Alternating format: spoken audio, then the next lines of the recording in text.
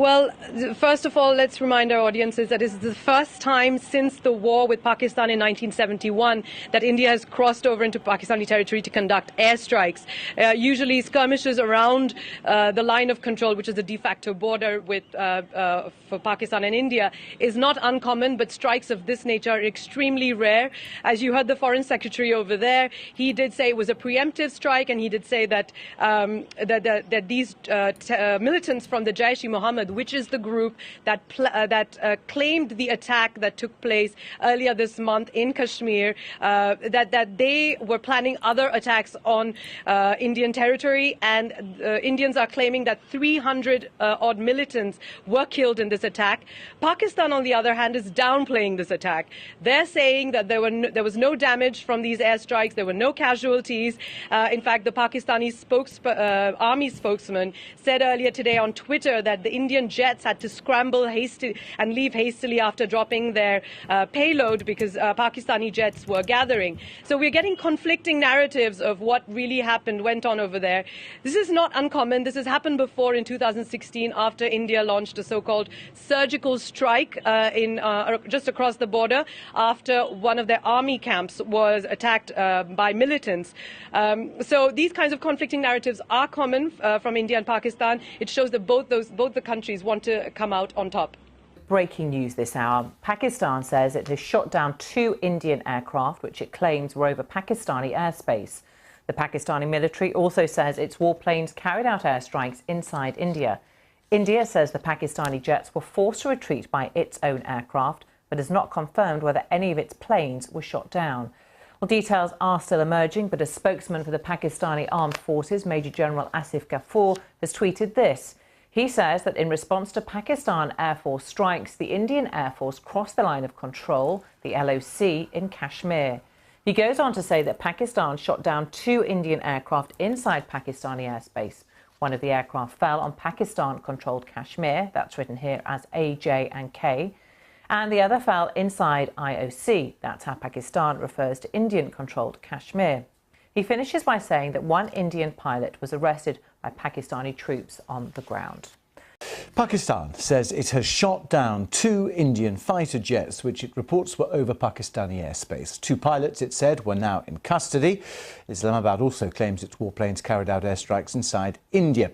Delhi says the Pakistani jets were forced to retreat by its own aircraft, but it hasn't confirmed, well, in fact, it's confirmed that one of its aircraft was shot down, but not a second. Well, the latest escalation is understood to have taken place in and around the disputed region of Kashmir, parts of which are both controlled by Pakistan and India. Both countries' troops there are on the highest alert. It comes 24 hours after the first Indian airstrikes inside Pakistan since 1971, which followed a suicide bomb attack by Islamic militants in Indian administered Kashmir, left 40 Indian paramilitaries dead. Well, a short time ago, we had the first official reaction from Delhi, this by a spokesman, Ravish Kumar, explaining that Indian strikes on Tuesday had been based on credible evidence that the alleged militants they targeted were planning further attacks.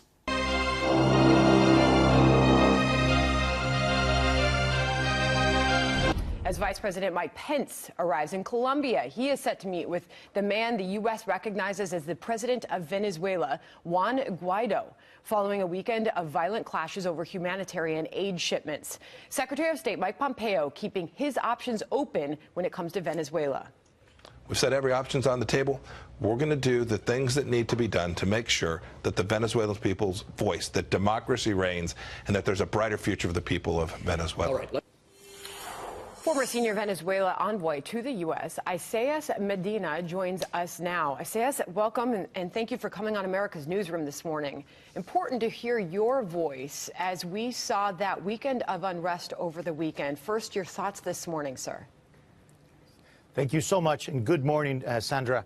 Thank you for having me, and thanks to President Trump, Vice President Pence, to Secretary Bolton, to all the U.S. team that has been working to try to bring, the help that Venezuelan people need from the U.S. and from our allies around the world.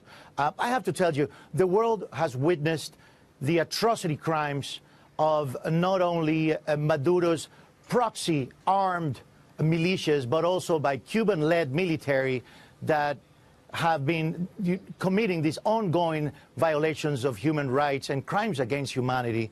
And it is time that right now in Colombia, with the special presence of Vice President Pence, with the presence of our interim constitutional president, Juan Guaido, and with President Duque and all the rest of the Lima Group representatives, that there comes out a decisive, uncompromising ultimatum with a very short deadline. This is very important. Traffic jams for as far as the eye can see. Venezuelan security forces have set up roadblocks in an effort to show their allegiance to Nicolas Maduro's government and to slow down Venezuelans headed to the nation's borders after the opposition called on them to create a humanitarian convoy this coming Saturday. We're at a roadblock on the way to San Antonio, near the border with Colombia. Soldiers want to stop people here so they don't join the Great March. Maduro's days are numbered. He's disgraceful. Look, this is just a taste of what happens every day. The violence, nothing is achieved. We're victims of this on a daily basis. With tensions running high, scuffles with National Guards broke out at a roadblock. Opposition leader Juan Guaido also left Caracas in a convoy, with the goal of making the 800-kilometer trip to the Colombian border, where U.S. aid is being stockpiled. Meanwhile, Nicolas Maduro has closed the Brazilian border and is thinking of doing the same with the Colombian one. He's blocked the aid, saying he doesn't lead a nation of beggars and that it's a precursor to a U.S. military intervention. Russia's Security Council has warned that the U.S. is getting ready to intervene in Venezuela and topple embattled President Nicolas Maduro. Up to now, Washington has only thrown its support behind self-declared President Juan Guaido, slapping sanctions on officials in Maduro's government as well. It's also urged other Western nations to back the removal of the democratically elected president from power. Well, the Secretary of the Russian Security Council now says that U.S.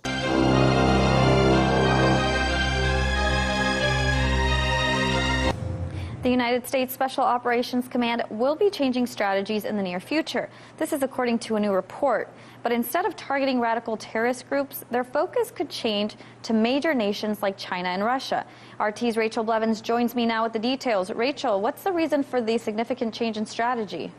Well, Sarah, the officials who are in favor of this change of mission claim that it's simply time for special forces to rebrand. And they say that the military can't keep solving today's problems with conventional methods.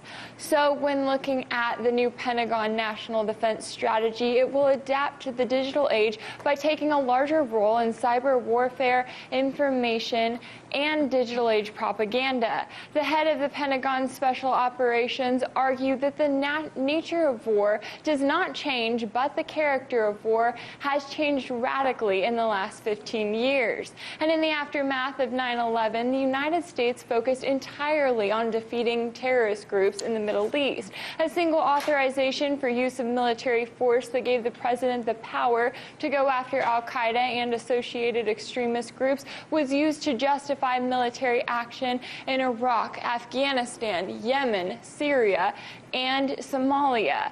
And the war on terror has cost nearly $6 trillion. While some would argue that Americans are not any safer in 2019, others have noted that the U.S. military is now operating in 40% of the world's countries as a result. Запуская ракетные мишени средней дальности и размещая в Румынии и Польше пусковые установки, пригодные для применения крылатых ракет «Томагавк», США эти требования договора прямо и грубо нарушили. Россия будет вынуждена создать и развернуть виды вооружений, которые могут быть использованы не только в отношении тех территорий, с которых для нас будет исходить соответствующая прямая угроза, но и в отношении тех территорий, где находятся центры принятия решений по применению угрожающих нам ракетных комплексов. Мы не заинтересованы в конфронтации и не хотим ее, тем более с такой глобальной державой, как Соединенные Штаты Америки.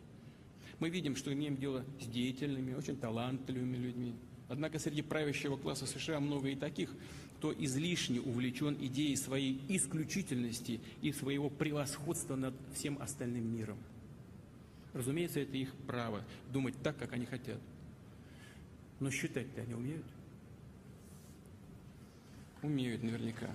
Пусть посчитают дальность и скорость наших перспективных систем оружия. Мы просим только об этом. Пусть сначала посчитают, а уже только после этого принимают решения, которые могут создать дополнительные серьезные угрозы для нашей страны. Well, tonight, Russian state TV has identified McClellan as a target if there is ever a nuclear strike. An anti-American news program showed this map right here reporting hypersonic missiles Russia is developing could be fired from submarines hitting McClellan, Fort Ritchie in Maryland, and Jim Creek in Washington within 5 minutes.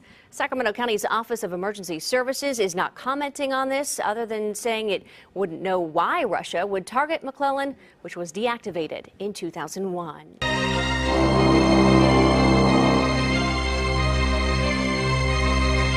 Two issues between Canada and China. Number one, the arrest of the Huawei executive in Canada. Number two, China is holding Canadian citizens.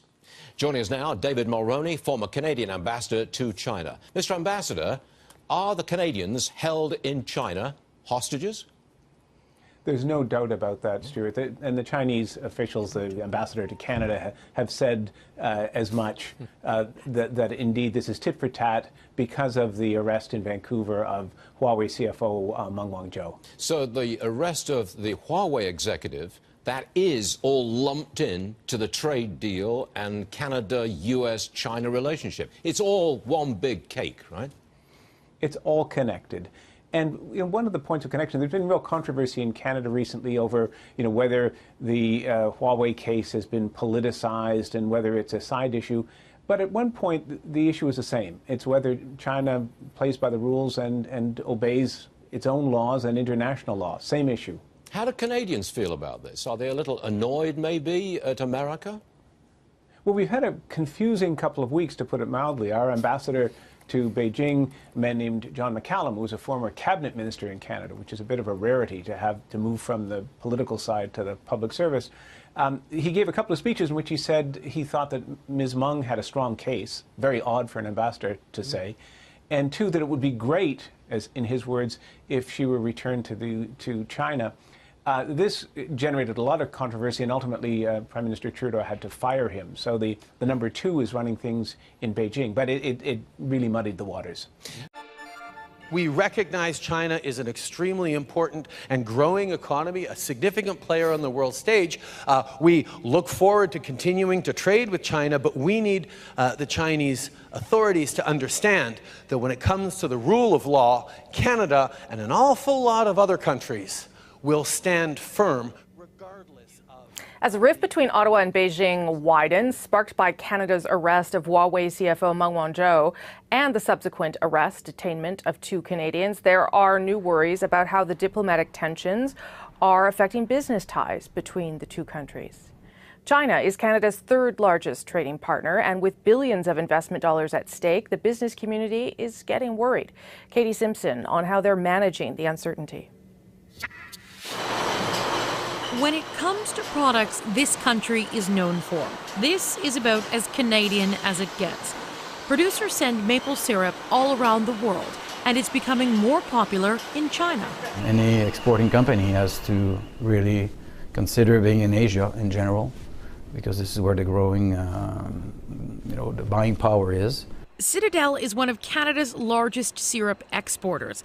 It won't reveal how much it ships to China for competitive reasons, but it hopes to increase sales to Chinese customers by 500% over the next 5 years.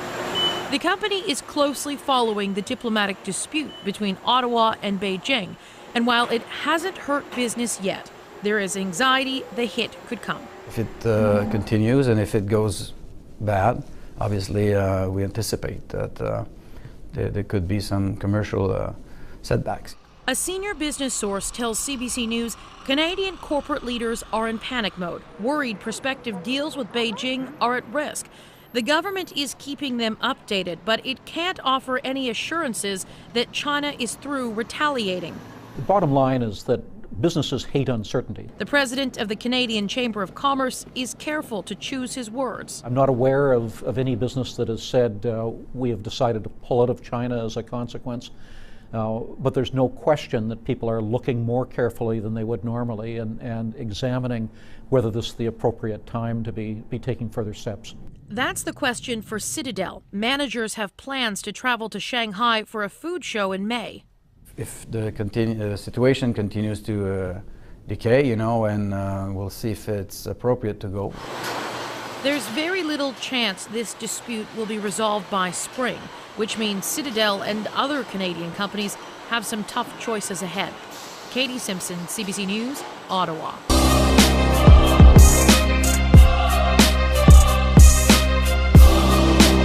Taiwan's president announced her re-election bid this week amid a boost in her popularity following her rejection of a peace deal with China.